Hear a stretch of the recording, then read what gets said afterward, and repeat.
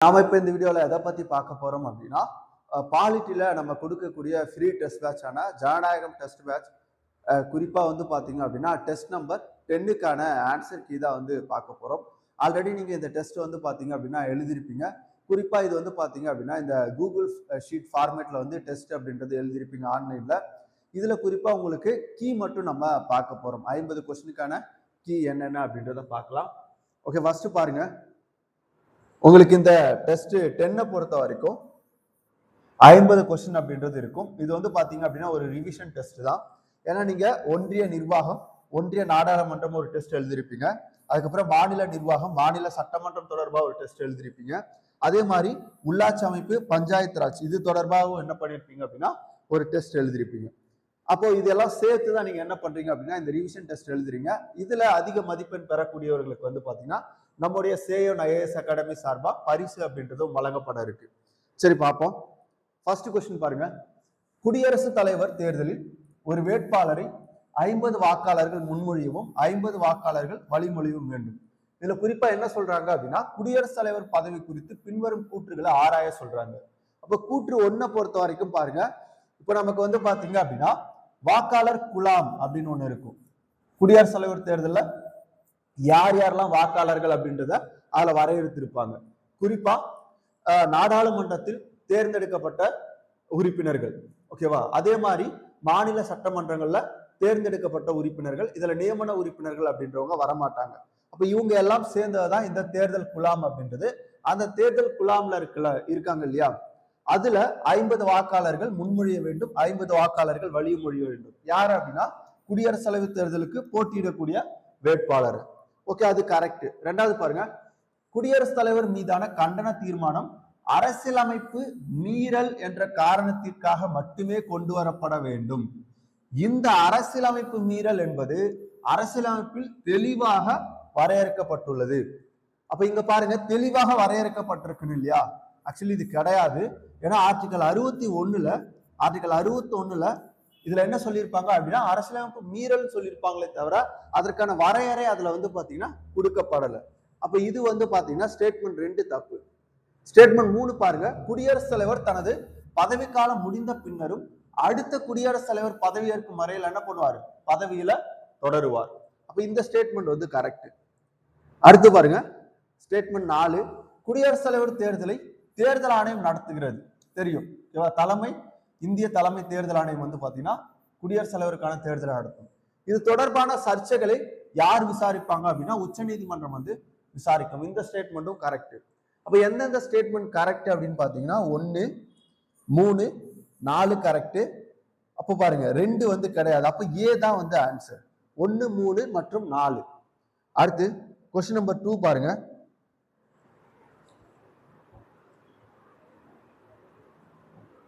நாடாளுமன்றம் கூட்டத்தொடர் மற்றும் நடைமுறைகள் குறித்த கூற்றுகளை கவனி அப்படின்னு சொல்லிட்டு கேட்கிறாங்க. இதுல வந்து பாருங்க அப்படின்னா காலவரையற்ற ஒத்திவைப்பு. காலவரையற்ற ஒத்திவைப்பு என்பது அவையின் அமர்வை முடிவுக்கு கொண்டு வருவதாகும். இது கூட்டத்தொடரை முடிவுக்கு கொண்டு வராது. இது வந்து பாத்தீங்கன்னா கூட்டத்தொடரை முடிவுக்கு கொண்டு வராது. இது கரெக்ட். காலவரையற்ற ஒத்திவைப்பு என்பது அவையின் அமர்வை தான் என்ன பண்ணும்? முடிவுக்கு கொண்டு வரும். கூட்டத்தொடரை வந்து பாத்தீங்கன்னா இது முடிவுக்கு கொண்டு வராது. அடுத்து பாருங்க. கூட்டத்தொடர் ஒத்திவைப்பு என்பது அவையின் தலைவர் மூலம் செய்யப்படுகிறது. இப்ப கூட்டத்தொடர் ஒத்திவைப்பு யார் செய்வாங்க அப்படின்னு பாத்தீங்கன்னா குடியரசுத் தலைவர் செய்வார். குடியரசுத் தலைவர் செய்வார். இங்க அவையின் தலைவர் இருக்கு. அப்ப இந்த ஸ்டேட்மெண்ட் வந்து தப்பு. அடுத்து பாருங்க. கலைப்பு என்பது மாநிலங்களவைக்கு தவிர மக்களவைக்கு மட்டுமே பொருந்தும். அப்ப நம்ம மக்களவையை மட்டும்தான் கலைக்க முடியும், மாநில அவையை கலைக்க முடியாது. அது ஒரு நிரந்தர அவை அப்படின்றது நமக்கு தெரியும். அடுத்து பாருங்க. குறுகிய கால விவாதம் என்பது 2 மணி நேர விவாதம் என்றும் அழைக்கப்படுகிறது. அப்ப இந்த ஸ்டேட்மெண்ட்டும் கரெக்ட். அப்ப பாருங்க 2 தப்பு. 2 இல்லாதது ஓகே, இதுல 2 இருக்கு, இது கிடையாது, இதுவும் கிடையாது. சி 1, 3, 4 மட்டும். 1, 3, 4 மட்டும். அப்ப 2க்கு வந்து சி. அப்ப கொஸ்டின் நம்பர் 3 பார்ப்போமா? கொஸ்டின் நம்பர் 3 பாருங்க. பண மசோதா தொடர்பான கீழ்கண்ட கூற்றுகளில் எவை சரியானவைன்னு கேட்கிறாங்க. பாருங்க, ஒரு மசோதா பண மசோதாவா? ஃபர்ஸ்ட் பண மசோதா அப்படின்றது ஆர்டிகல் 110 கீழே நமக்கு கொடுக்கப்பட்டிருக்கும். அப்ப பாருங்க, ஒரு மசோதா பண மசோதாவா என்றால் தீர்மானிக்கும் அதிகாரம் சபாநாயகரின் முடிவு. சபாநாயகர் தான் தீர்மானிப்பாரு. அப்போ எந்த நீதிமன்றத்திலோ அல்லது நாடாளுமன்றத்திலோ கேள்வி கேட்க முடியாது. ஏன்னா சபாநாயகருடைய முடிவு தான் இறுதி. ஒரு மசோதா சாதாரண மசோதாவா அல்லது பண மசோதாவா என்பதை தீர்மானிக்கக்கூடிய அதிகாரம் யாருக்கு இருக்கு? சபாநாயகருக்கு தான் இருக்கு. அப்போ அது நாடாளுமன்றத்துல யாரும் அதை கேள்வியும் கேட்க முடியாது, நீதிமன்றமும் என்ன பண்ண முடியாது, அதுல கேள்வி கேட்க முடியாது. அப்ப ஸ்டேட்மெண்ட் 1 வந்து கரெக்ட். 2 பாருங்க, பண மசோதாவை திருப்பி அனுப்பும் அதிகாரம் குடியரசுத் தலைவருக்கு கிடையாது, அவர் ஒப்புதல் அளிக்க வேண்டும். ஏன்னா குடியரசுத் தலைவருடைய முன் அனுமதி பெற்றுதான் இந்த மசோதா என்ன பண்ணப்படுது, நாடாளுமன்றத்துல தாக்கல் செய்யப்படுது. அப்போ அவர் என்ன பண்ண முடியாது. இங்க பாருங்க, பண மசோதாவை திருப்பி அனுப்பும் அதிகாரம் குடியரசுத் தலைவருக்கு கிடையாது. ஏன்னா அவருடைய முன் அனுமதி பெற்றுதான் நம்ம என்ன பண்றோம், அவையில தாக்கல் செய்யறோம். அதே மாதிரி அவர் என்ன பண்ணணும், இதுக்கு ஒப்புதல் அளித்து ஆக வேண்டும். அந்த ஸ்டேட்மெண்ட் வந்து கரெக்ட். 2 கரெக்ட். 3 பாருங்க, மாநிலங்களவை பண மசோதாவில் திருத்தங்களை பரிந்துரைக்கலாம், ஆனால் அதை மக்களவை ஏற்க வேண்டிய கட்டாயம் இல்லை. கரெக்டா? இந்த ஸ்டேட்மெண்ட்டும் கரெக்ட். அப்புறம் பாருங்க, பண மசோதாவை அறிமுகப்படுத்த அமைச்சருக்கு மட்டுமே உரிமை உண்டு. அப்ப தனிநபர் அதை என்ன பண்ண முடியாது, அறிமுகப்படுத்த முடியாது. அப்ப அமைச்சர் மட்டும்தான் என்ன பண்ணலாம், அறிமுகப்படுத்தலாம். இப்ப நம்ம மேல பார்த்த 4 ஸ்டேட்மெண்ட்டுமே கரெக்டா தான் இருக்கு. அப்ப ஆன்சர் டி. அடுத்து பாருங்க, கொஸ்டின் நம்பர் 4, மத்திய அமைச்சரவை மற்றும் பிரதமர் பற்றிய கூற்றுக்களை ஆராய்க. பாருங்க, ஒரு அமைச்சருக்கு எதிராக மக்களவையில் தனிப்பட்ட ரீதியில் நம்பிக்கையில்லா தீர்மானம் கொண்டு வர முடியாது. இந்த ஸ்டேட்மெண்ட் கரெக்டா? ஸ்டேட்மெண்ட் கரெக்டா? தப்பு. இங்க பாருங்க, ஓகே, இந்த ஸ்டேட்மெண்ட் வந்து பாத்தீங்கன்னா கரெக்ட். ஏன்னா ஒரு அமைச்சருக்கு எதிராக மக்களவையில தனிப்பட்ட ரீதியில், இந்த கீவேர்ட் பாருங்க, தனிப்பட்ட ரீதியில் நம்பிக்கையில்லா தீர்மானம் கொண்டு வர முடியாது. கரெக்ட். ஏன்னா அமைச்சரவை கூட்டு பொறுப்புடையது. எதுக்கு? மக்களவைக்கு. அப்போ மக்களவையில தான் நம்பிக்கையில்லா தீர்மானம் கொண்டு வருவாங்க. அப்போ இது ஒரு அமைச்சர் ஸ்பெசிபிக்கா ஒரு அமைச்சருக்கு எதிராக வந்து பாத்தீங்க அப்படின்னா தனிப்பட்ட ரீதியில நம்பிக்கையில்லா தீர்மானம் கொண்டு வர முடியாது. இப்போ இந்த ஸ்டேட்மெண்ட் கரெக்ட். அப்போ ஒரு அமைச்சருக்கு எதிராக மக்களவையில் தனிப்பட்ட ரீதியில், இந்த வார்த்தை ரொம்ப முக்கியம், நம்பிக்கையில்லா தீர்மானம் கொண்டு வர முடியாது. ஏன் அப்படின்னா அமைச்சரவை ஒட்டுமொத்தமாக கூட்டு பொறுப்புடையது மக்களவைக்கு. அடுத்து பாருங்க, அந்த ஸ்டேட்மெண்ட் கரெக்ட். அமைச்சர்கள் குடியரசுத் தலைவர் விருப்பம் உள்ளவரை பதவியில் இருப்பார்கள். இது வந்து பாத்தீங்க அப்படின்னா ஒரு சட்டப்படியா நம்ம பார்க்கிறது. இப்போ மரபு ரீதியா பார்க்கும்போது பிஎம் இருக்கார் இல்லையா, பிரதமருடைய விருப்பம் உள்ளவரை தான் அங்க வந்து சரியான ஸ்டேட்மெண்ட். பட் நமக்கு சட்டப்படி இது வந்து பாத்தீங்க அப்படின்னா கரெக்டானது. அமைச்சர்கள் குடியரசுத் தலைவரின் விருப்பம் உள்ளவரை பதவியில் இருப்பார்கள். ஆனா ஒரு அமைச்சரை பதவி நீக்கம் செய்யணும் அப்படின்னா அதுக்கு பிரதமருடைய ஆலோசனை கண்டிப்பா குடியரசுத் தலைவர் கேட்கணும். அவர் பிரதமருடைய ஆலோசனைப்படிதான் குடியரசுத் தலைவர் அங்க செயல்படுவார். அடுத்து பாருங்க, ஒரு அமைச்சர் நாடாளுமன்றத்தின் எந்த அவையிலும் உறுப்பினராக இல்லாவிட்டாலும் அதிகபட்ச 6 மாதங்கள் அமைச்சராக நீடிக்கலாம். 6 மாசத்துக்கு அப்புறம் அவர் ஏதாவது ஒரு அவையில உறுப்பினர் ஆகணும். அப்ப இந்த ஸ்டேட்மெண்ட்டும் கரெக்ட். அடுத்து பாருங்க, பிரதமர் பதவி விலகினால் அமைச்சரவை தானாக கலைந்து விடும். இந்த ஸ்டேட்மெண்ட்டும் கரெக்ட். அப்ப பாருங்க, ஓகே, கூற்றுகளை ஆராய்ந்தா 4 ஸ்டேட்மெண்ட்டுமே கரெக்டா இருக்கு. மேற்கண்ட அனைத்தும் சரி, டி. ஓகே, அடுத்து பாருங்க, கொஸ்டின் நம்பர் 5, நாடாளுமன்ற குழுக்கள் பற்றி பின்வரும் கூற்றுகளை ஆராய்க. ஓகேவா?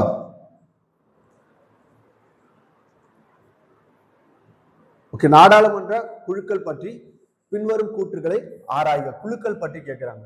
மதிப்பீட்டு குழுவின் உறுப்பினர்கள் விகிதாச்சார பிரதிநிதித்துவ அடிப்படையில் ஓராண்டு காலத்திற்கு தேர்ந்தெடுக்கப்படுகிறார்கள். ஓகேவா? அப்ப அந்த ஸ்டேட்மெண்ட் கரெக்ட். அடுத்து பாருங்க, பொது கணக்கு குழுவின் தலைவர் எப்போதும் மக்களவை சபாநாயகரால் நியமிக்கப்படுகிறார். மக்களவை சபாநாயகர் தான் நியமிப்பாரு. பொது கணக்கு குழுவுடைய தலைவர். இவங்க தான் என்ன பண்ணுவாங்க அப்படின்னா சிஏஜி கொடுக்கக்கூடிய அறிக்கையை ஆய்வு செய்வாங்க. சிஏஜி கொடுக்கக்கூடிய அறிக்கையை ஆய்வு செய்யக்கூடியவர்கள். அடுத்து பாருங்க, அரசாங்க தரப்பு அமைச்சர்கள் எவரும் தணிக்கை குழுக்களில் உறுப்பினராக இருக்க முடியாது. அப்ப இந்த ஸ்டேட்மெண்ட் வந்து கரெக்ட். ஏன்னா தணிக்கை குழுவில் அவங்க உறுப்பினராக இருக்க மாட்டாங்க. அடுத்து பாருங்க, பொதுத்துறை நிறுவனங்களுக்கான குழுவில் 22 உறுப்பினர்கள் இருப்பாங்க. 15 மக்களவையில இருந்தும் 7 மாநிலங்களவையில இருந்தும் உறுப்பினரா என்ன பண்ணுவாங்க, இருப்பாங்க. அப்ப பாருங்க 4 ஸ்டேட்மெண்ட்டுமே கரெக்ட். இப்ப டி வந்த ஆன்சர். அடுத்து கொஸ்டின் நம்பர் 6. கொஸ்டின் நம்பர் 6, இந்திய தலைமை வழக்கறிஞர் குறித்த கூற்றுகளை ஆராய்க. ஃபர்ஸ்ட் பாருங்க, அவர் இந்தியாவின் அனைத்து நீதிமன்றங்களிலும் வாதாடக்கூடிய உரிமை பெற்றுள்ளார். கரெக்டா? உரிமை அவருக்கு இருக்கு. இந்திய தலைமை வழக்கறிஞர் பத்தி குறிப்பிடக்கூடிய ஆர்டிகல் 76. ஓகே, அடுத்து பாருங்க, அவர் நாடாளுமன்றத்தின் இரு அவைகளிலும் பேசலாம், ஆனால் கூட்டத்தில் பங்கேற்க முடியாதுன்னு இருக்கு. முடியும், அவரால் வாக்களிக்க மட்டும்தான் முடியாது. என்ன பண்ண முடியாது? அவையில வாக்கு மட்டும்தான் அளிக்க முடியாது. மற்றபடி கூட்டங்கள்ல பங்கேற்கலாம். அப்ப இந்த ஸ்டேட்மெண்ட் முடியாதுன்னு இருக்கு. இப்போ முடியும் அப்படின்றது கரெக்ட். பட் இந்த ஸ்டேட்மெண்ட் முடியாது அப்படின்றதுனால 2 தப்பு. அவருக்கு நாடாளுமன்ற உறுப்பினர்களுக்கு கிடைக்கும் அனைத்து சலுகைகளும் உண்டு. அப்போ ஸ்டேட்மெண்ட் 3 கரெக்ட். அடுத்து பாருங்க, அவர் ஒரு முழு நேர அரசு வழக்கறிஞர் அல்ல. இது கரெக்ட் தான். எனவே அவர் தனியார் சட்ட பணிகளை தொடரலாம். இந்த ஸ்டேட்மெண்ட் கரெக்ட். ஆனா இந்த தனியார் சட்ட பணிகளை தொடரும் போது சில கட்டுப்பாடு இருக்கு.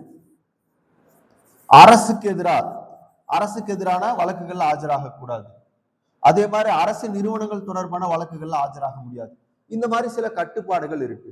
ஆனா இந்த ஸ்டேட்மெண்ட்டை பாருங்க, அவர் ஒரு முழு நேர அரசு வழக்கறிஞர் அல்ல. இது கரெக்ட். எனவே அவர் தனியார் சட்ட பணிகளை தொடரலாம் அப்படின்றதும் கரெக்ட். அப்போ 2 மட்டும்தான் தப்பு. 1, 3, 4. அப்ப ஏ வந்து ஆன்சர். ஏ வந்து ஆன்சர் 6க்கு. அடுத்து பாருங்க 7,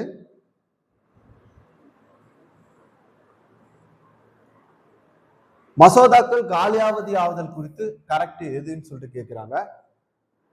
மக்களவையால் நிறைவேற்றப்பட்டு மாநிலங்களவையில் நிலுவையில் உள்ள மசோதாக்கள் காலாவதி ஆகும். ஓகேவா? அப்ப அந்த ஸ்டேட்மெண்ட் கரெக்ட். 2 பாருங்க, மாநிலங்களவையில் அறிமுகமாகி அங்கு நிலுவையில் உள்ள மக்களவைக்கு செல்லாத மசோதா காலாவதியாகும் இருக்கா? இப்ப நல்லா பாத்துக்கோங்க, மாநிலங்களவையில அறிமுகமாச்சு அந்த மசோதா, அங்கதான் நிலுவையில இருக்குது, மாநிலங்களவையில இருக்குது. அப்போ மக்களவைக்கு செல்லல. அப்ப அந்த மசோதா காலாவதி ஆகுமா ஆகாதானா? ஆகாது. இங்க ஆகும்னு இருக்கு, ஆகாது. அப்ப இந்த ஸ்டேட்மெண்ட் வந்து தப்பு. காலாவதி ஆகாது. ஏன் அப்படின்னா மக்களவை மட்டும்தான் என்ன பண்ணும், கலைக்கப்படும். மாநிலங்களவை அப்படின்றது நிரந்தர அவையா இருக்கும். அடுத்து பாருங்க 3வது,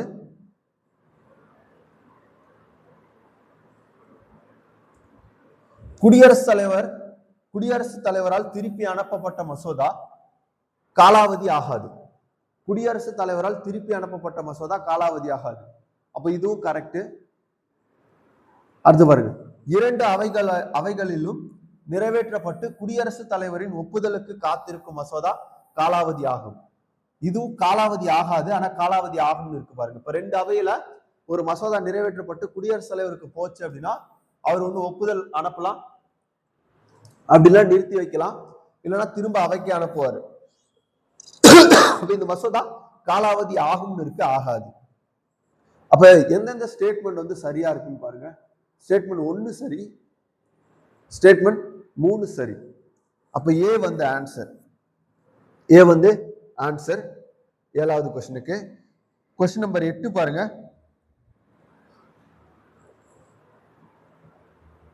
கேள்வி நேரம் மற்றும் தீர்மானங்கள் குறித்த கூற்றுகளை கவனி.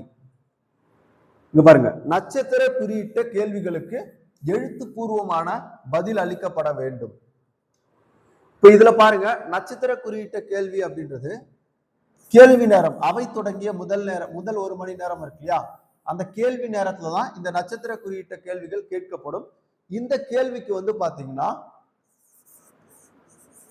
வாய் வழியாக, அதாவது வந்து பாத்தீங்க அப்படின்னா எழுத்துப்பூர்வமான பதில் கிடையாது. உறுப்பினர் ஒருத்தர் கேள்வி கேட்கிறாரு அப்படின்னா அமைச்சர் அதுக்கு என்ன பண்ணும்? வாய் வழியாக பதில் கூற வேண்டும். அதுதான் இந்த நட்சத்திர குறியீட்டு கேள்வியுடைய சிறப்பம்சம். அப்ப இங்க என்ன அப்படின்னா எழுத்துப்பூர்வமான பதில் இருக்கிறதுனால இந்த ஸ்டேட்மெண்ட் தப்பு. இப்போ ஸ்டேட்மெண்ட் 1 தப்பு. அடுத்து பாருங்க, நம்பிக்கையில்லா தீர்மானம் கொண்டு வர எவ்வித காரணத்தையும் அவையில் சமர்ப்பிக்க வேண்டிய அவசியம் இல்லை. அப்ப இந்த ஸ்டேட்மெண்ட் கரெக்ட். Statement 2 correct.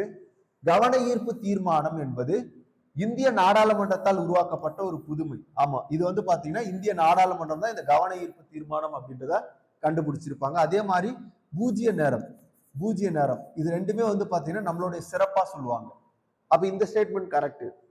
அடுத்தது, தணிக்கை தீர்மானம் நிறைவேற்றப்பட்டால் அமைச்சரவை பதவி விலக வேண்டிய அவசியம் இல்லை. கரெக்ட் தான். இந்த தணிக்கை தீர்மானம் பொறுத்த வரைக்கும் ஒரு ஈர்ப்பு மாதிரிதான், ஓகேவா? ஒரு விமர்சனத்துக்காக கொண்டு வரப்படக்கூடியது. அப்ப இதுக்காக வந்து அமைச்சரவை பதவி விலக வேண்டிய அவசியம் இல்லை. அப்ப அந்த ஸ்டேட்மெண்ட் கரெக்ட். அப்ப இதுக்கு வந்து பாத்தீங்க அப்படின்னா பி ஆன்சர் 2, 3, 4 மட்டும்.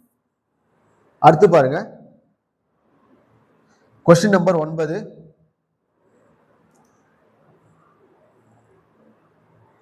கொஸ்டின் நம்பர் 9, இந்திய கணக்காய்வு மற்றும் தணிக்கைத்துறை தலைவர் தொடர்பான கூற்றை ஆராய்க. சிஏஜி பொறுத்த வரைக்கும்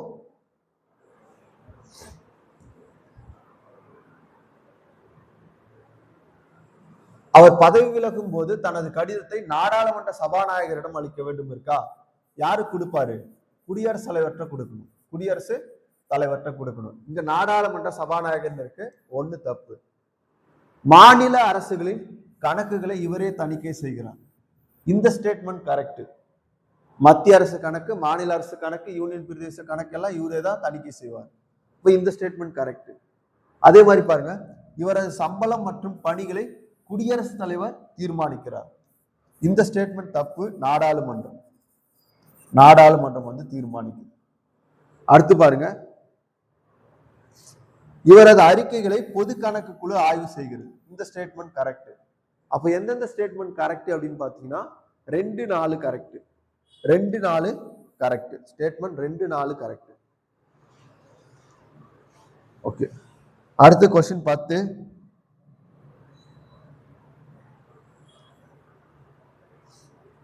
நாடாளுமன்றத்தின் கோரம் வாக்குரிமை குறித்து ஆராய்க. அவையின் மொத்த உறுப்பினர்களை 10ல் 1 பங்கு உறுப்பினர்கள் வந்தா நம்ம என்ன பண்ணலாம்? அவையை நடத்தலாம். அப்ப இந்த ஸ்டேட்மெண்ட் கரெக்ட். கோரம் அப்படின்னா கரெக்டா ஆர்டிகல் 100ல 1 இந்த கோரம் பத்தி சொல்லும். அதாவது குறைவெண் அப்படின்னு சொல்லுவாங்க. குறைந்தபட்ச உறுப்பினர்களை வச்சு நம்ம எப்படி வந்து அவையை நடத்தணும், இந்த குறைந்தபட்ச உறுப்பினர்கள் இருந்தாதான் நம்ம அவையை நடத்த முடியும். அப்ப அவையின் மொத்த உறுப்பினர்களை 10ல் 1 பங்கு உறுப்பினர்கள் இருந்தால் மட்டுமே அவை நடவடிக்கை நடக்கும். இந்த ஸ்டேட்மெண்ட் கரெக்ட். சபாநாயகர் அல்லது தலைவர் முதல் நிலையிலே வாக்களிக்கலாம். அப்ப பாருங்க, முதல் நிலையில வாக்களிக்க முடியாது, ஓகேவா? முதல் சுற்றுல அவரால் வாக்களிக்க முடியாது. இங்க வாக்களிக்கலாம் இருக்கு, அது தவறு. அப்ப கேஸ்டிங் ஓட்டு ஆர்டிகல் 100 பயன்படுத்தி அவங்க என்ன பண்ணுவாங்க அப்படின்னு பார்க்கும்போது 2வது சுற்றுல தான் என்ன பண்ணுவாங்க? வாக்களிப்பாங்க. அடுத்து பாருங்க, 3வது, வாக்குகள் சமமாக இருக்கும்போது மட்டுமே சபாநாயகர் முடிவு கேஸ்டிங் ஓட்டு வந்து போடுவார். அப்ப இந்த ஸ்டேட்மெண்ட் கரெக்ட். கோரம் பற்றி விதி அரசியலமைப்பு 100வது விதியின் கீழ் வருகிறது. ஆமா, 100 உட்பிரிவு 1ல வருது. அப்ப இந்த ஸ்டேட்மெண்ட்டும் கரெக்ட். அப்ப ஸ்டேட்மெண்ட் 2 மட்டும் தப்பு, 1, 3, 4 சரி. அடுத்த கொஸ்டின் பாருங்க, கொஸ்டின் நம்பர் 11.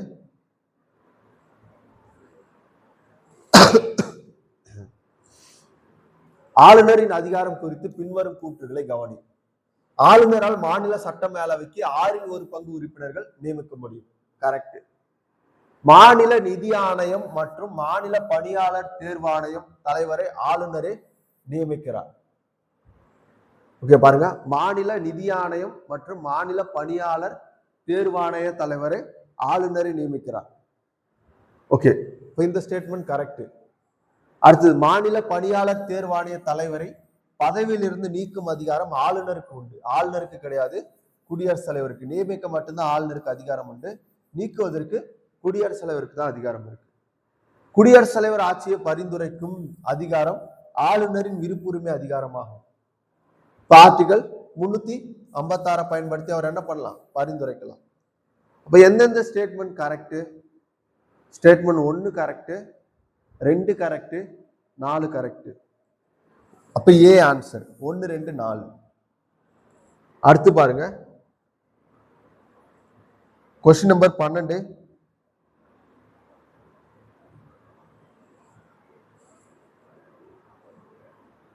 முதலமைச்சர் மற்றும் மாநில அமைச்சரவை குறித்த கூற்றுகளை ஆராய்க. முதலமைச்சரின் சம்பளம் மற்றும் படிகளை மாநில சட்டமன்றம் தீர்மானிக்கிறது. ஓகே, இந்த ஸ்டேட்மெண்ட் கரெக்ட். அமைச்சரவையின் எண்ணிக்கை 12 பேருக்கு குறைவாக இருக்கக்கூடாது. ஓகேவா? ஆனா 15% தாண்டக்கூடாது. மொத்த உறுப்பினர்கள் 15% தாண்டக்கூடாது. 12க்கு குறைவாக இருக்கக்கூடாது. Statement 2 correct. முதலமைச்சர் பதவி விலகினால் அமைச்சரவை தானாக கலைந்துவிடும். அப்ப இந்த ஸ்டேட்மெண்ட் கரெக்ட். அப்ப ஸ்டேட்மெண்ட் 4 பாருங்க. ஆளுநர் ஒரு அமைச்சரை முதலமைச்சரின் ஆலோசனையின்றி நீக்க முடியும். அப்படி கிடையவே கிடையாது, நீக்க முடியாது. ஆனா இங்க நீக்க முடியும்னு இருக்கு. அப்ப முதலமைச்சருடைய ஆலோசனை கண்டிப்பா வேணும். அப்ப ஸ்டேட்மெண்ட் 1 2 3 மட்டும் சரி. இப்ப ஏ ஆன்சர். அடுத்த क्वेश्चन பாருங்க, 13வது क्वेश्चन.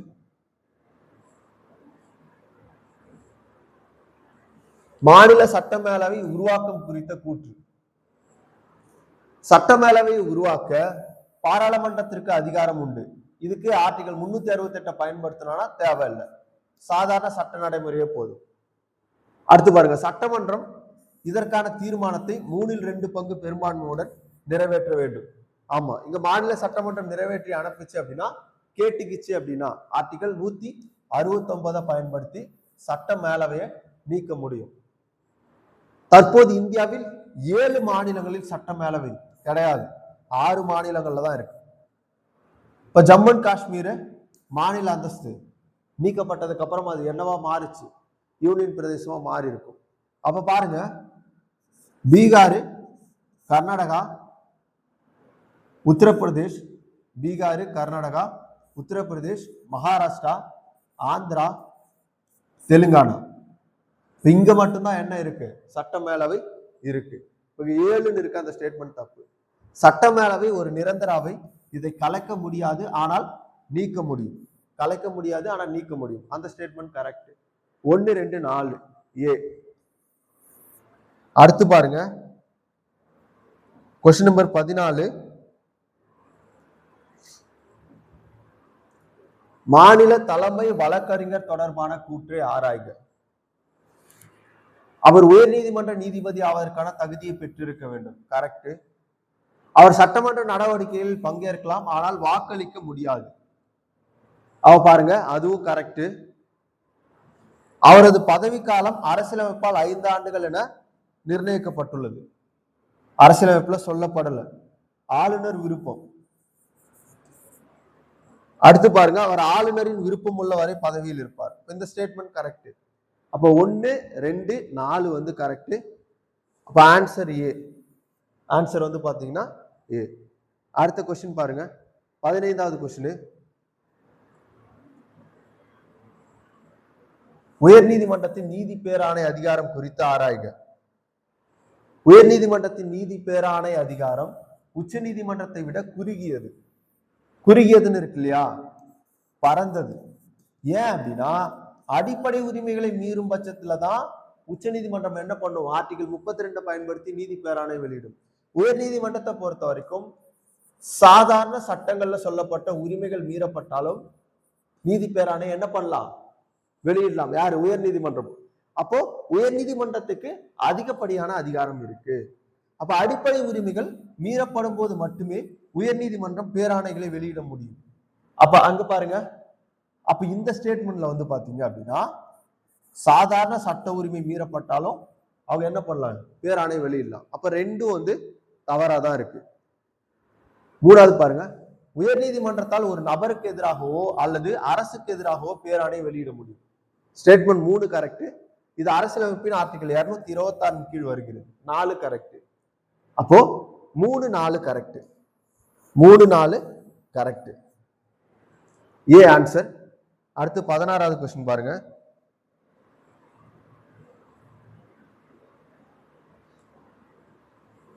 கீழமை நீதிமன்றங்கள் மற்றும் மாவட்ட நீதிபதிகள் குறித்த கூற்று. பாருங்க, மாவட்ட நீதிபதிகளை நியமிக்கும் போது ஆளுநர் உயர் நீதிமன்றத்தின் ஆலோசனை பெற வேண்டும். அவ பாருங்க, இந்த ஸ்டேட்மெண்ட் வந்து கரெக்ட். ஒரு நபர் மாவட்ட நீதிபதியாக நியமிக்கப்பட குறைந்தது 7 ஆண்டுகள் வழக்கறிஞராக இருந்திருக்க வேண்டும். இந்த ஸ்டேட்மெண்ட்டும் கரெக்ட். செஷன்ஸ் ஜட்ஜ் என்பவர் குற்றவியல் வழக்குகளை விசாரிக்கும் போது அழைக்கப்படுகிறார். இந்த ஸ்டேட்மெண்ட்டும் கரெக்ட். இப்போ 1, 2, 3 கரெக்ட். 4 பாருங்க, செஷன்ஸ் ஜட்ஜ் விதிக்கும் மரண தண்டனைக்கு உயர் நீதிமன்றத்தின் ஒப்புதல் தேவையில்லை. தேவையில்லைன்னு இருக்கு இல்லையா, தேவை. கண்டிப்பா ஒப்புதல் அப்படின்றது தேவை. இப்போ இந்த ஸ்டேட்மெண்ட் தப்பா இருக்கு. அப்போ 1, 2, 3 வந்து கரெக்ட். ஏ வந்து ஆன்சர். அடுத்து பாருங்க, கொஸ்டின் நம்பர் 17.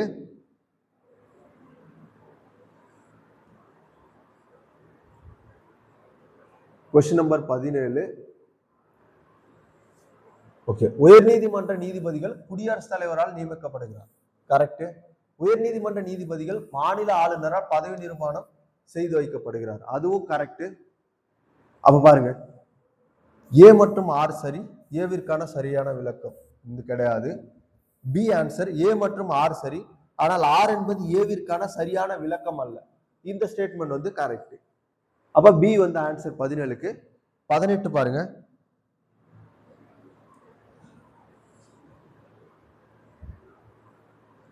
மாநில சட்டமன்றத்தில் மசோதாக்களின் நிலை குறித்த கூற்று. சாதாரண மசோதாவில் இரு அவைகளுக்கு இடையே முரண்பாடு ஏற்பட்டால் கூட்டு கூட்டம் நடத்தப்படும். இப்ப கூட்டு கூட்டம் ஆர்டிகல் 108 பயன்படுத்தி நம்ம நாடாளுமன்றத்துல பயன்படுத்தலாமே தவிர இங்க கூட்டு கூட்டம் அப்படின்றதுக்கு வாய்ப்பு இல்லை. ஏன்னா பெரும்பாலான மாநிலங்கள்ல ஓரவை கொண்ட சட்டமன்றம் இருப்பதால் கூட்டு கூட்டம் என்பது மாநில சட்டமன்றங்களுக்கு பொருந்தாது. அப்ப இந்த ஸ்டேட்மெண்ட் தப்பு. அப்ப அடுத்து பாருங்க, சட்டமேலவை ஒரு மசோதாவை அதிகபட்சம் 4 மாதங்கள் வரை தாமதப்படுத்த முடியும். முதல்ல ஒரு 3 மாசம், திரும்ப அனுப்பும் போது 1 மாசம், 4 மாசம் அதிகபட்சமா. அப்ப பண மசோதாவை சட்டமேலவை 14 நாட்களுக்குள் திருப்பி அனுப்ப வேண்டும். இந்த ஸ்டேட்மெண்ட் கரெக்ட். ஆளுநர் ஒரு மசோதாவை குடியரசுத் தலைவருக்கு நிறுத்தி வைத்தால் பிறகு ஆளுநருக்கும் அந்த மசோதாவுக்கும் எந்த பங்கும் கிடையாது. ஏன்னா குடியரசுத் தலைவர் தான் என்ன பண்ணலாம், அதை ரிஜெக்ட் பண்ணலாம், அல்ல திரும்ப சட்டப்பேரவைக்கு அனுப்பலாம். அப்ப ஆளுநருக்கு அந்த இடத்துல பங்கு இல்லை. அப்ப 2, 3, 4 ஸ்டேட்மெண்ட் கரெக்ட். A answer. அப்ப அடுத்த கொஸ்டின் பார்ப்போமா? Question number 19.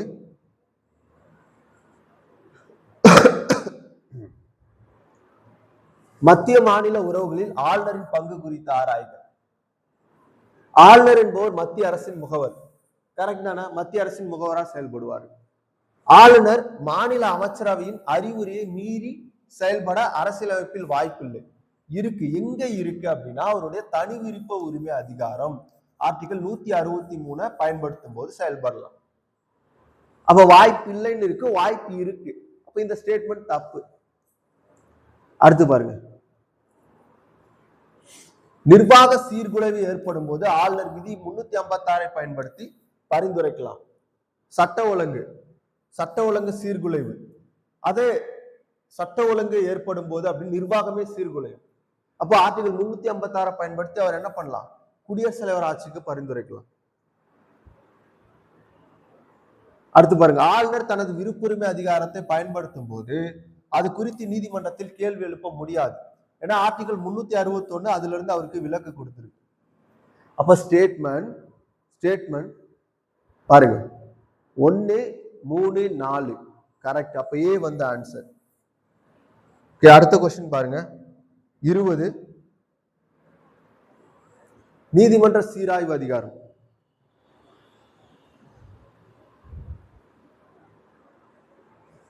நீதிமன்ற சீராய்வு அதிகாரம் குறித்து எவை சரியானவை? இந்திய அரசியலமைப்பில் ஜுடிஷியல் ரிவ்யூ என்ற சொல் ஓகேவா பயன்படுத்தப்படவில்லை. அப்ப பாருங்க, இது வந்து கரெக்ட் ஸ்டேட்மெண்ட். உங்களுக்கு மத்திய மாநில சட்டங்கள் இரண்டுமே சீராய்வுக்கு உட்பட்டவை. கரெக்ட். இப்ப அடிப்படை உரிமைகளை மீறும் பட்சத்துல ஒரு சட்டம் வந்து பாராளுமன்றத்திலே அல்லது மாநில சட்டமன்றத்திலே கொண்டு வராங்க அப்படின்னா ஆர்டிகல் 13 என்ன பண்ணுது அப்படின்னா சீராய்வு. பொதுவா நம்ம வந்து பாத்தீங்கன்னா நீதிமன்றத்திற்கான சீராய்வு எந்தெந்த ஆர்டிகல் கொடுக்குது அப்படின்னா ஆர்டிகல் 13, ஆர்டிகல் 32, ஆர்டிகல் 226 இது மூணுமே நீதிமன்றங்களுக்கான சீராய்வு அதிகாரத்தை கொடுக்குது. அதுல ரொம்ப பவர்ஃபுல்லானது ஆர்டிகல் 13. 9வது அட்டவணையில் உள்ள சட்டங்களை நீதிமன்றம் சீராய்வு செய்ய முடியாது. இது எது வரைக்கும் அப்படின்னா 1973 வரைக்கும் இருந்துச்சு. கேசவானந்த பாரதி வழக்குல பிறகு என்ன பண்ணலாம் அப்படின்னா சீராய்வு பண்ணலாம் அப்படின்றத சொல்லியிருப்பாங்க. அப்ப இந்த ஸ்டேட்மெண்ட் முடியும், இந்த ஸ்டேட்மெண்ட் முடியும்னு வரணும், முடியாதுன்னு இருக்கு. அப்ப இது தப்பு.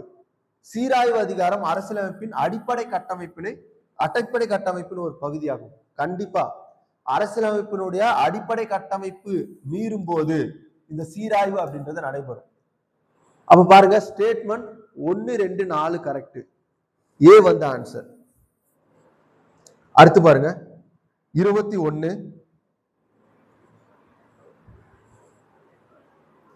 பஞ்சாயத்து ராஜ் அமைப்புகளின் கட்டாய விதிகள் குறித்து ஆராய்க.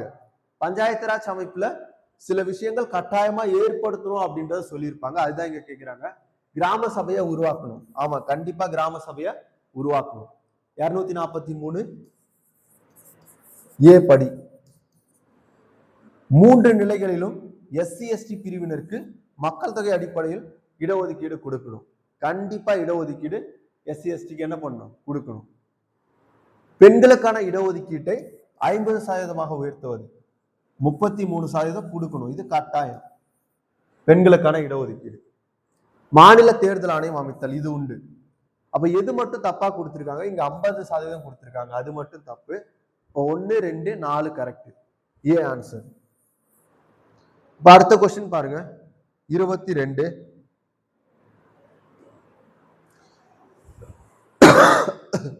நகராட்சி அமைப்புகள் 74வது திருத்தம் குறித்து கூற்றுகள். நகராட்சியில் உள்ள அனைத்து உறுப்பினர்களும் நேரடியாக மக்களால் தேர்ந்தெடுக்கப்பட வேண்டும். ஓகேவா, அனைத்து உறுப்பினர்களும். இந்த ஸ்டேட்மெண்ட் கரெக்ட்.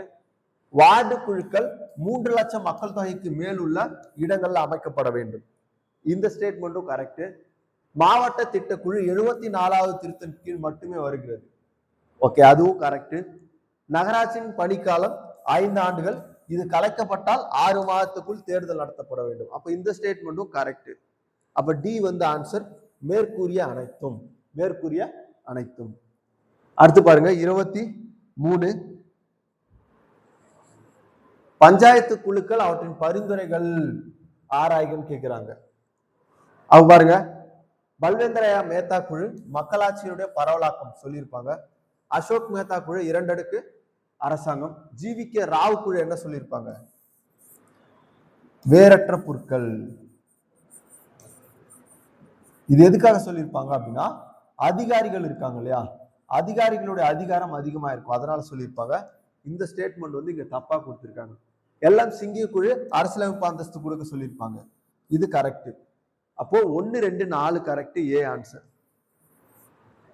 அப்ப அடுத்த கொஸ்டின் பாருங்க 24வது கொஸ்டின். மாநில நிதி ஆணையம் குறித்து எவை சரியானது? ஆளுநர் ஒவ்வொரு 5 ஆண்டுகளுக்கும் ஒரு முறை நிதி ஆணையத்தை அமைக்கிறார். கரெக்டா? ஓகே, இந்த ஸ்டேட்மெண்ட் வந்து கரெக்ட். இப்ப நிதி ஆணையத்தை பொறுத்த வரைக்கும் ஆர்டிகல் 280 பயன்படுத்தி அமைப்போம். அடுத்தது பாருங்க, இது பஞ்சாயத்து மற்றும் நகராட்சிகளின் நிதிநிலைகளை ஆய்வு செய்கிறது. அப்ப இந்த ஸ்டேட்மெண்ட் வந்து கரெக்ட். அடுத்தது பாருங்க, இதன் பரிந்துரைகளை குடியரசுத் தலைவர் நாடாளுமன்றத்தில் சமர்ப்பிக்கிறார். இங்க நல்லா புரிஞ்சுக்கணும், மாநில நிதி ஆணையம் கேட்கறதுனால இங்க குடியரசுத் தலைவர் தான் அதை என்ன பண்றாரு, சட்டப்பேரவையில தாக்கல் செய்ய கடமைப்பட்டவர். இப்போ குடியரசுத் தலைவர் நாடாளுமன்றத்துல சமர்ப்பிக்கிறார். எதை சமர்ப்பிக்கிறார்? மாநில நிதி ஆணையத்தினுடைய அறிக்கையா? அதுதான் இங்க கொஸ்டின். ஓகேவா, அடுத்து பாருங்க, மாநில தொகுப்பு நிதியிலிருந்து உள்ளாட்சிக்கு நிதி ஒதுக்குவது குறித்து பரிந்துரை செய்கிறது. அப்ப இந்த ஸ்டேட்மெண்ட் கரெக்ட். 1, 2, 4 கரெக்ட். அப்ப ஏ வந்து ஆன்சர். அப்ப அடுத்த கொஸ்டின் பார்ப்போமா 25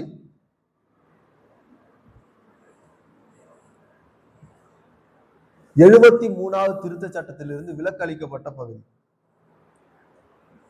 நாகாலாந்து, மேகாலயா, மிசோரம். Okay correct. மணிப்பூரின் மலைப்பகுதி கரெக்ட். மேற்கு வங்கத்துல டார்ஜிலிங் மாவட்டம் ரொம்ப ரொம்ப கரெக்ட். அடுத்தது 5வது அட்டவணையில் உள்ள பகுதிகள், இதுவும் கரெக்ட். அப்போ 1 2 3 4 கரெக்ட். அடுத்து பாருங்க 26வது கொஸ்டின். மாவட்ட திட்டக்குழு தொடர்பான கூற்று. இதில் 4ல் 5 பங்கு உறுப்பினர்கள் உள்ளாட்சி பிரதிநிதிகளால் தேர்ந்தெடுக்கப்படுகிறார்கள். Okay correct. இது மாவட்டத்தில் உள்ள பஞ்சாயத்து மற்றும் நகராட்சிகளின் திட்டங்களை ஒருங்கிணைக்கிறது. கரெக்ட். இது விதி 243 ZT கீழ் வருகிறது. இதுவும் கரெக்ட். இது ஒரு சட்டப்பூர்வ அமைப்பு மட்டுமே, அரசியலமைப்பு அமைப்பு அல்ல. அப்ப பாருங்க, இந்த ஸ்டேட்மெண்ட் வந்து பாத்தீங்க அப்படின்னா குறிப்பா ஓகே இது வந்து தப்பு. இது ஒரு சட்டப்பூர்வ அமைப்பு மட்டுமே, அரசியலமைப்பு அமைப்பு இல்லைன்னு இருக்கு இல்லையா? ஓகே இந்த ஸ்டேட்மெண்ட் வந்து தப்பு. அப்ப 1 2 3 கரெக்ட். அப்ப ஏ வந்து ஆன்சர் 26. அடுத்து பாருங்க 27. உள்ளாட்சி தேர்தல் குறித்து ஆராய்க. வாக்காளர் பட்டியலை தயாரிப்பது, தேர்தலை நடத்துவது மாநில தேர்தல் ஆணையத்தினுடைய பணி. இந்த ஸ்டேட்மெண்ட் கரெக்ட். உள்ளாட்சி தேர்தல் தொடர்பான சர்ச்சைகளை நீதிமன்றங்கள் தலையிட்டு தீர்க்கலாம். குறிப்பாக இந்த வார்த்தை தான் ரொம்ப முக்கியம். குறிப்பாக தேர்தலில் வெற்றி தொடர்பாக தோல்வி அடைந்த வேட்பாளர் நீதிமன்றத்தை நாடி செல்லலாம். ஓகேவா? இந்த இடத்துல இந்த குறிப்பாக அப்படின்றதுக்காக நம்ம ஆன்சர் கொடுக்குற மாதிரி இருக்கும். அப்ப இந்த ஸ்டேட்மெண்ட் வந்து பாத்தீங்கன்னா கரெக்ட். பஞ்சாயத்து உறுப்பினரை தகுதி நீக்கம் செய்யும் அதிகாரம் மாநில சட்டமன்றம் தீர்மானிக்கும் அதிகாரிக்கு உண்டு. அப்ப இதுவும் கரெக்ட். மாவட்ட ஆட்சியர் நினைச்சா தலைவர் பதவி என்ன பண்ணலாம்? நீக்கலாம். தெரியும் இல்லையா? அதுதான் அங்க நமக்கு கொடுக்குறாங்க. மாநில தேர்தல் ஆணையர் உயர் நீதிமன்ற நீதிபதிக்கு இணையான முறையில் நீக்கப்பட வேண்டும். கரெக்ட். இப்ப மேற்கூறிய அனைத்துமே கரெக்ட். அடுத்தது 28. நகரங்களின் வகைகளை 74வது திருத்த குறித்த கூற்றுகள் எது சரி? நகர பஞ்சாயத்து கிராமத்திலிருந்து நகரமாக மாறிய பகுதி கரெக்ட். நகராட்சி மன்றம் சிறிய நகர பகுதி, மாநகராட்சி பெரிய நகர பகுதி. இந்த வகைப்பாட்டை குடியரசுத் தலைவர் அறிவிக்கிறார். இங்க பாருங்க, இந்த குடியரசுத் தலைவர் அறிவிக்கல, ஆளுநர் அறிவிக்கிறார். யாரு?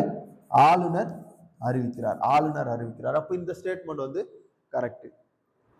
இந்த ஸ்டேட்மெண்ட் வந்து ஆளுநர் வந்தாதான் கரெக்ட். குடியரசுத் தலைவர் இருக்கிறதுனால தப்பு. 1 2 3 ஏ வந்து ஆன்சர். அடுத்து பாருங்க, அடுத்து 29.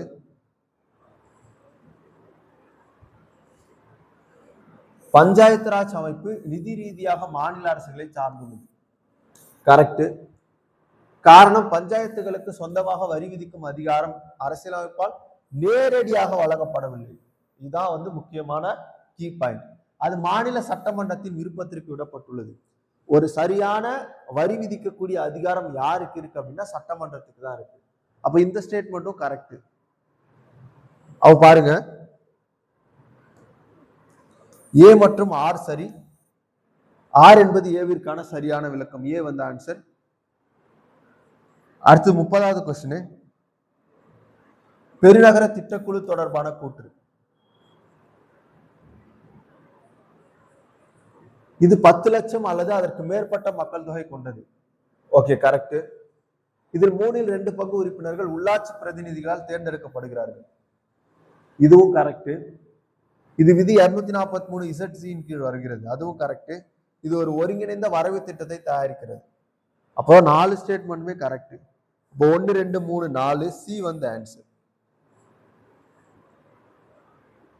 அடுத்து 31. 1947 முதலில் யூனியன் பட்ஜெட்டை தாக்கல் செய்தவர் RK சண்முகம் செட்டியார். தமிழறிவர், தமிழ்நாட்டை சார்ந்தவர். அடுத்து பாருங்க 32.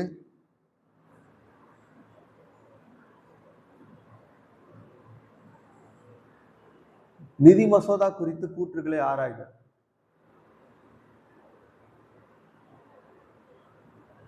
நிதி மசோதா மாநிலங்களவையில் அறிமுகப்படுத்தப்படலாம். தப்பு. நிதி மசோதா சாதாரண மசோதாவை போல கையாளப்படும். ஓகே, இதுவும் வந்து கரெக்ட். நிதி மசோதாக்களின் முரண்பாடு ஏற்பட்டால் கூட்டம் கிடையாது. கரெக்ட். அனைத்து பண மசோதாக்களும் நிதி மசோதாக்கள் ஆகும். நிதி மசோதாக்குள்ள அது வந்து அடங்கும். அப்ப 2, 3, 4 ஏ வந்து ஆன்சர்.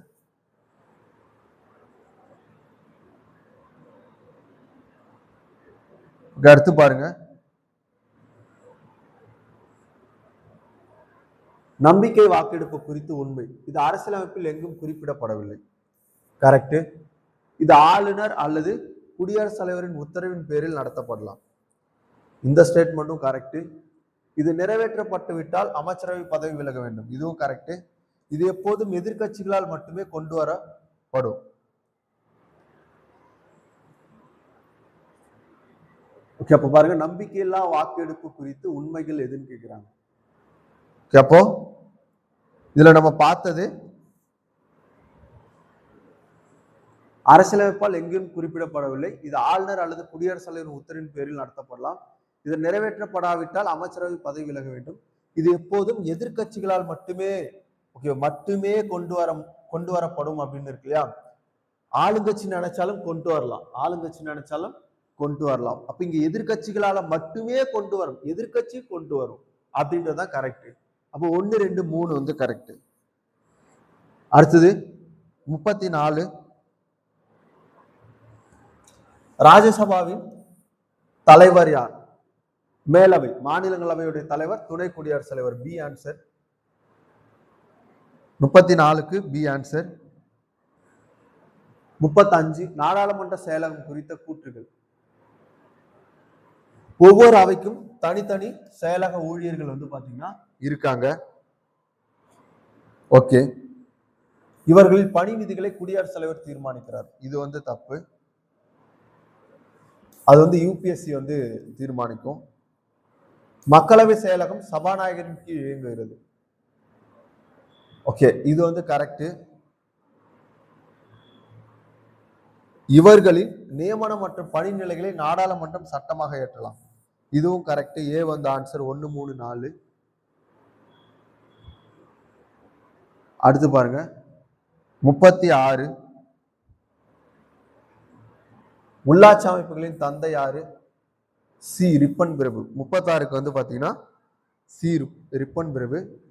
37, பொது முக்கியத்துவம் வாய்ந்த தீர்மானங்கள் குறித்த வகைகள். அரசாங்க தீர்மானங்கள் அமைச்சரால் கொண்டு வரப்படுவது. கரெக்ட். தனிநபர் தீர்மானம் அமைச்சர் அல்லாத உறுப்பினரால் கொண்டு வரப்படக்கூடியது. கரெக்ட். சட்டப்பூர்வ தீர்மானம் அரசியலமைப்பு விதிகளின் கீழ் வருபவை. அனைத்து தீர்மானங்களும் வாக்கெடுப்பிற்கு உட்பட்டவை. அவ பாருங்க, கரெக்ட்.